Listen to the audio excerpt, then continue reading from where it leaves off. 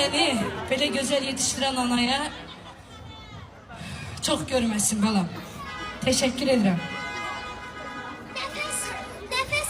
Nəfəs xanıma çox alqışlar eləyin. Çünki o çox yaxşı adamdır. Adam deyəndə, yəni adam da. Xanımdır. Çox möhtəşəm xanımdır. Mahnıları çox qəşəngdir. Onun hər bir mahnılarına baxırıq.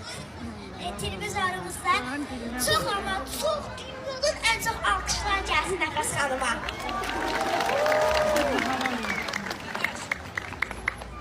Vesibetin var senin. Vesibetin var.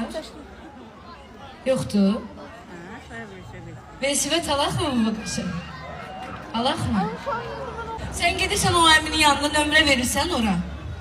Sabah ben sen vesibeti alıp gönder.